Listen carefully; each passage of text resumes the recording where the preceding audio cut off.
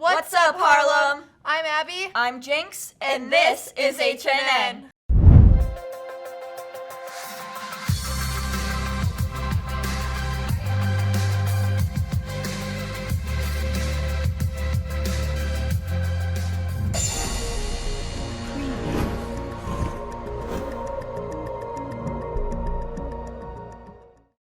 Oh my gosh, we're so close to the end of the year. I know, right? It feels like summer already. Hey, you know who we haven't checked up on in a while? No, who? Computer science. Oh, you're right. Let's see what they're up to. My name is Stephen Bredesen. I'm the high school IT person. Start with an area that most interests you. Start with an area in technology you're passionate about, whether it's robotics, programming, gaming, Start there, learn all you can learn about that area, and then expand into the other areas of tech. Because it is almost guaranteed you'll have to be multifaceted to be really successful in this world. And by that I mean, so if you're a master programmer, you'll also need to know, to a pretty advanced degree, security and those vulnerabilities. Reason being is, if you're creating a program, you want to make that as safe as possible. Whereas, if you're not as up to date with your modern security, you could create a program that's just easily exploited. So. Hi, I'm Mrs. West. I teach the computer sciences classes here at Harlem High School. Okay, well, the classes for the Harlem High School computer networking pathway is Computer and Internet Fundamentals, A+ Essentials, Networking Essentials, and Introduction to Linux. We are also now offering Intro to Cybersecurity as well, and that is going to be offered as dual credit. That was approved just recently through Rock Valley College. But the classes that you could then further your degree would be to go to Rock Valley College and take some of their Cisco networking classes. Those are really good classes to take. They also, I think, go further with the cybersecurity as well. No, I would say as far as tech goes, it's an avenue pretty much anybody can go down that pathway because there's so many offshoot branches on that tree. I mean, you name it, tech can come into play somewhere. Even when you start talking into, right now, a lot of the big innovations are in biotech, so medical technology development. So just because you're not overly fascinated with being on a Chromebook 8 hours a day at school, doesn't mean that, your aspirations to be a doctor won't necessarily be connected to technology in some way, shape, or form. I know a lot of the, modern tech for surgeries is actually robotics tech, which is pretty cool. But, just if pretty much any pathway is what I'm getting at, so.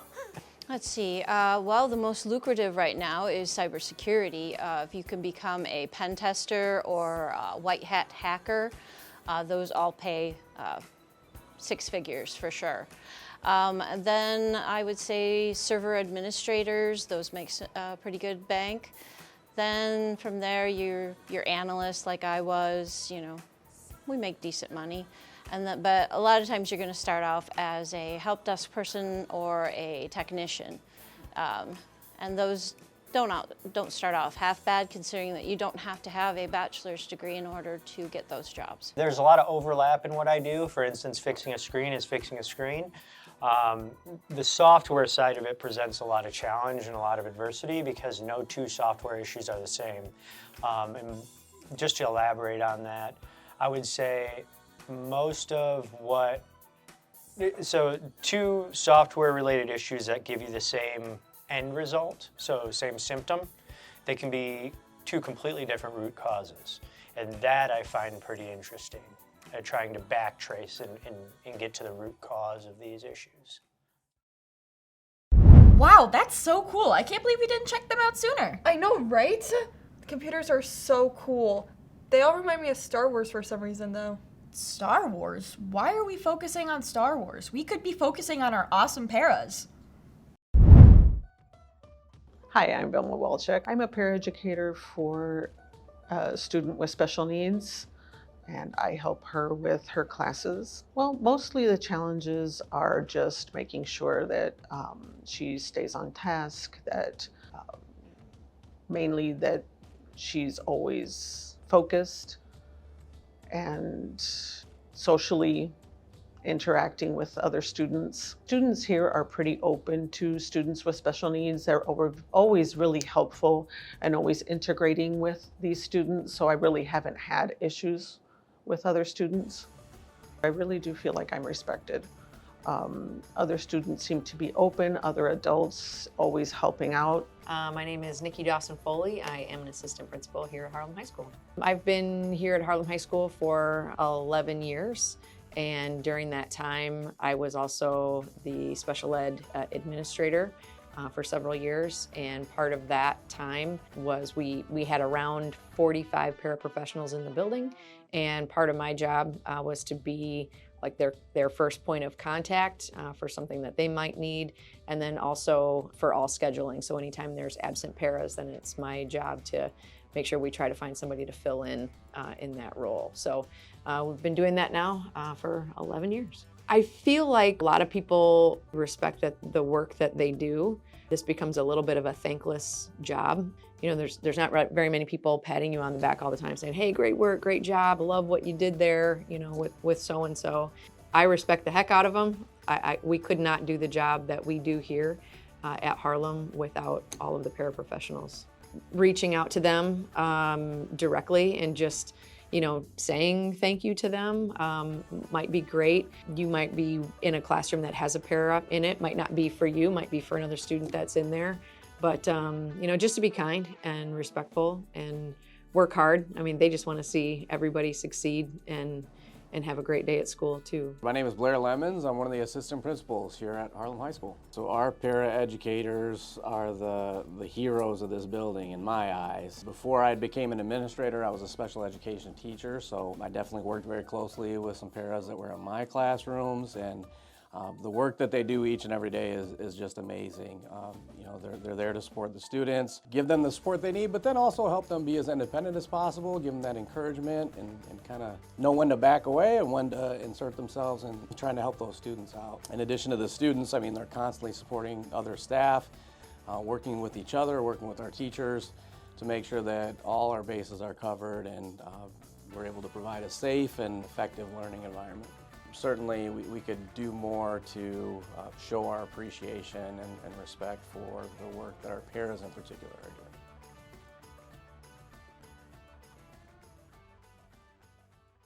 doing. Wow, I love our paras so much. Me too. They're all such green flags. What the heck is a green flag? How do you not know what a green flag is? I'll show you.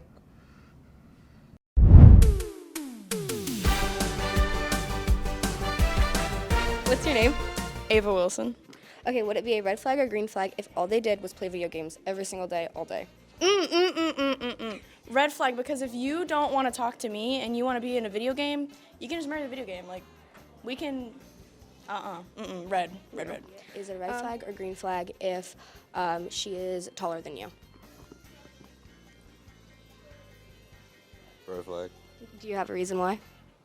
Because I wouldn't feel like the man at that point. I feel like she'd be the man. Would it be a red flag or green flag if they were friends with their ex-boyfriend? Yeah, that's a red flag. Is it a red flag or green flag if they have tattoos?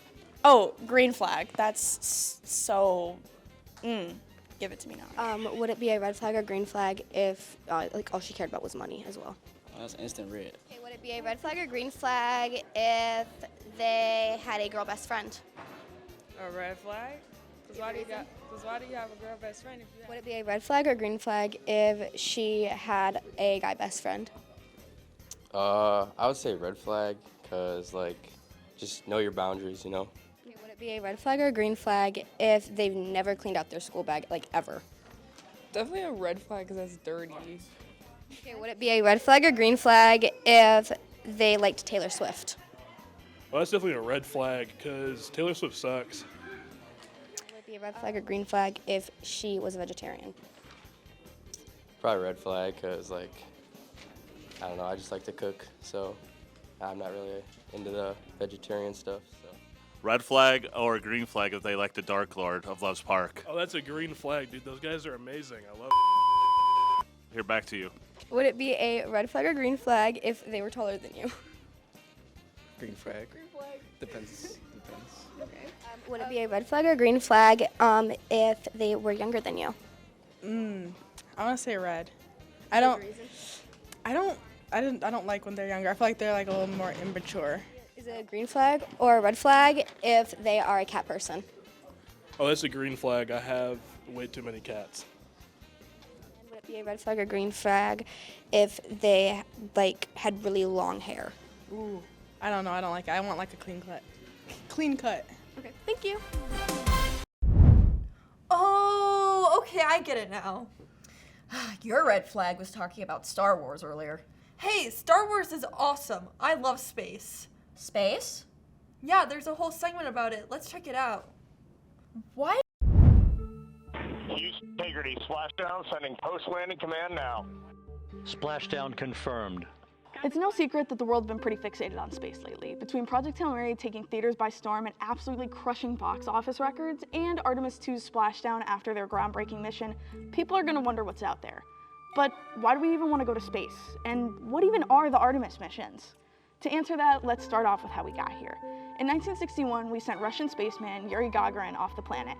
And ever since then, more than just the world's been our oyster. Exploring space gives us different perspectives on Earth. Literally, it helps us expand what we know about our local solar system, what's deeper in space, and it even helps us expand what we know about life itself. The Artemis missions are the predecessors to the very well-known Apollo missions. Artemis was kickstarted way back in 2021. Artemis 1 was an uncrewed test of the Orion spacecraft.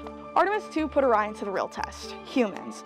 We tested a bunch of different systems on the ship, the most important being Orion's life support systems. And the main goal of the Artemis missions is to kickstart NASA's moon base. NASA's moon bases have 3 main phases. The first one is all about learning, testing, and building.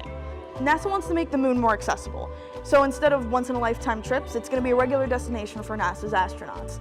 This phase is also officially going to kickstart the permanent presence of humanity and technology on the moon. Phase 2 is where we start to get serious. Building off everything we learned from the first phase, NASA wants astronauts up on the moon regularly so we can get started on the foundation for a moon base. And to do this, they're going to be pulling in resources from all over the world. One of the things they're pulling in is the Japan Aerospace Exploration Agency's moon rover. And by phase 3, we'll be ready to have people on the moon around the clock.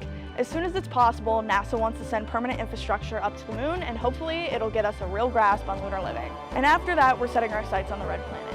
Mars has serious potential to be habitable, and we want to push that to the brink. Getting to Mars would also open infinite possibilities for research. Artemis 3 is set to launch sometime next year in 2027.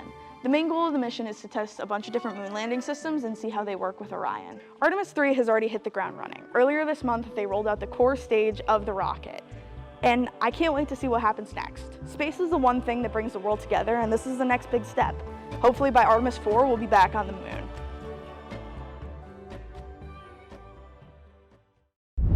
And that's the show, Harlem. Like us on Facebook, Subscribe to our YouTube channel, and follow us on TikTok.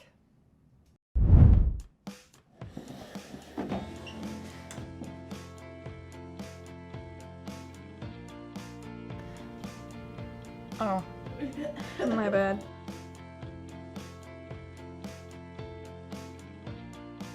What we know about our local